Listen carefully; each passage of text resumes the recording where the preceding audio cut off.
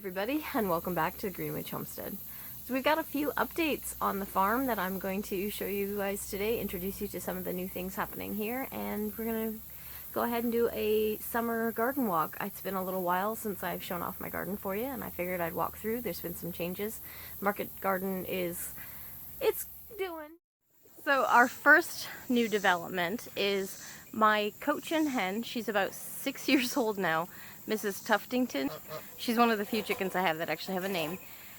She stole some eggs a little earlier and went broody on me, and I couldn't break it ever, so I just left her be. She went ahead and hatched some chicks for me. The eggs that I let her keep are my olive eggers, which is kind of neat. I have a couple. It looks like all of them hatched out lavender. Some of my bigger birds, my mix, will get that lavender, and I'm actually rather surprised that all of them came out that same hatch color. So I'm excited for that. So we got some new chickens coming up. Chicken math is a real thing. I think by next year I should have 40 laying hens now. Oh well. I kind of want to show this off. This is Miss Sharon. This is the rabbit that had all the babies that was being super mom. I gotta show you this because she is the best rabbit in the world. Aren't you, Miss Sharon? You kisses? Kisses? Aw, you're such a good girl. A few things have changed in the garden. We have moved into our summer harvest and fall planting. So a lot of the beds are empty. I will be doing my garlic here in a couple weeks. It's not in the ground yet. I usually wait, and like I said before, for me, I do garlic planted on Halloween, picked on 4th of July. It's looking a little weedy. It's looking a little hot. I think it's like 9 o'clock in the morning right now and almost 95 degrees already. So it's been like this for a couple weeks. First garden tower. This is the one that had the greens in it. It's got strawberries in the top of it here that I'm letting trail down, and then I've got some basil left over and these beautiful petunias that I started from seed that are doing amazing. Is my sunflower patch, and as you can tell, the heat is getting to them, but they are still blooming and they are still beautiful, and they're food for the birds. As you can see, they've been picking them clean. When I come out in the morning to drink my coffee in my little canopy over there, I get to watch all the birds coming and eating all the sunflowers, and it's really neat. Especially now that we're moving into fall, so all the migratory birds are coming through. One of the things I do love about Missouri is as far as bird watching goes, I think it's 95 or 96% of all birds that live in North America at some point in time pass through the state of Missouri. So it's kind of really neat to see all the different varieties that we get around here. Corn didn't get as tall as it normally can, but I found out it's because if you plant it and it gets a little cold, it doesn't get tall. It'll stunt it. But however, I still got corn off of it. Quite a bit actually, and they're good sized ears if you can see them in there. So I'm going to be harvesting all of that off and processing it in the next, probably later today, because it's to the point now where it's got to come off the stalk or it's going to start drying out. Down here in this corner is my summer carrots. This is the first carrot batch that I started, and as you can see, they are still going. We've been picking off them, we eat through them. This is why when I said in a couple videos ago, when I plant carrots, I don't really thin them. Notice they grow because they will thin themselves out, and I like to pick off them as they grow. We get some of the smaller carrots at the beginning.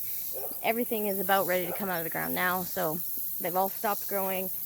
I'll probably come through and process this bed in a couple days or so, pull everything out, get them all cleaned up, chopped up, canned or frozen, whatever I'm going to do with them. This is the hot pepper bed, and I've got some serrano peppers. Basically, I'm just growing and drying these guys. My marigolds here, I need to deadhead them. But these here are the best. This is a Carolina Reaper. It's a chocolate Reaper because it ripens that pretty brown color. As you see, I've got quite a few of them on there. Look at that tail. That is a hot pepper. I'm super excited. These guys are going to be going into hot sauce and different things. And then over here is another first for me. These are ghost peppers. And I don't know, I think they're just beautiful. I am loaded down with both of the Reapers and the ghost peppers. Haven't decided all of what I'm going to do yet. I'm going to try some different hot sauces. I did just finish bottling up one fermented hot sauce. It was a pineapple habanero. I think I just like the challenge of growing the hot peppers. My habanadas finally started doing something. They never really got big, but neither did any of my other peppers, and I think I've been hearing from a lot of different people that theirs didn't either. I think it had a lot to do with this year and the really cool wet spring that we had. But they are producing heavily, so I did get to eat quite a few of them, and they are amazing. So as you can see, the plant is loaded with peppers, and I've got 5 plants, and they're all the same. Pulled a few peppers off them already, and you have to try it. Like, I can't even explain. I don't like green peppers. I don't like bell peppers. It's an overpowering taste to them, that kind of bittery pepper taste. And when you cook with them, it makes the entire dish taste like that. But these habanadas, they have that kind of green pepper, but they don't have the bitterness. Instead, they have this kind of fruity, sweet undertone to them. And they are amazing. I'm gonna put them in salads and on pizzas, and anything that recipe calls for a green pepper, it's gonna get one of these babies instead. Tomatoes got off to a really slow start this year, and I think everybody's kind of noticed that same thing. But once they got established, they did take off. I had a break where I was getting, like, most of the tomatoes that are ripe right now are smaller than the normal size. It's kind of my second wave. I've got a third wave coming on, and the tomatoes are getting big again now that the temperatures are cooling down a bit more. So these beds are still producing quite well. Some of these tomato plants are extremely tall, like way up there.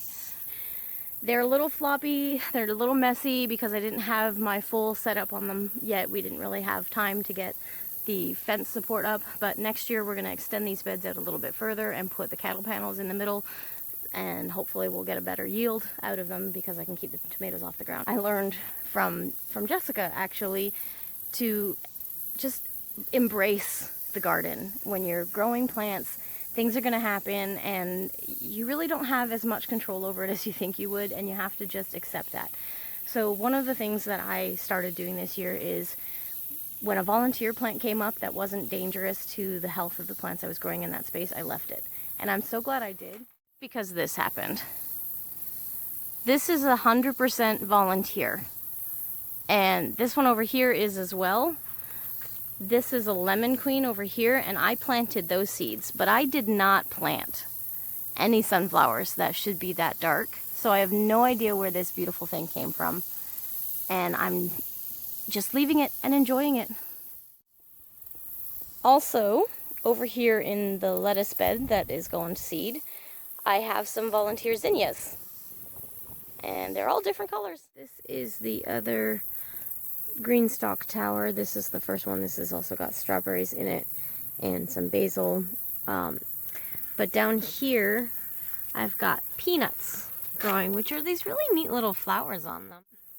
I've been told that once the peanuts flower and the flowers die off, that's when you need to dig them up. And I'm kind of excited to see. It's a first really growing peanuts for me, so we'll see how that turns out. My medicinal garden back here is it's just doing its thing. It's kind of reaching the end of its peak. Most of the stuff in there is going to flower this time of year. It's just my wild patch. I let it do what it wants. So behind me here, we've got one arch, and then the smaller arch, and these have the Chinese red noodle beans on them. So they'll probably take over green beans in our diet here.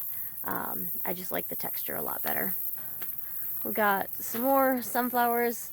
Everybody looks a little sad because it's hot, and it's just that time of year where things are starting to die back. So down in this end here, I've got some suckers that I pruned off of the big plants, and I stuck them in the ground here. I'm just kind of letting them do their thing, see how they grow naturally, and seeing what I get out of it.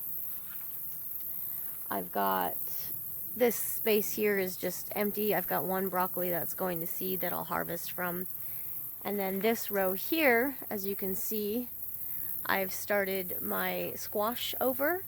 So we got our summer squashes, zucchinis and stuff, and some acorn squash in, and they were done for the season.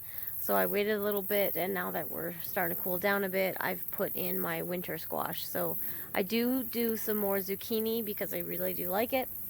So we've got some zucchinis growing in the front, and then I've got some cucumbers on the trellis back there, and some other squashes coming up here.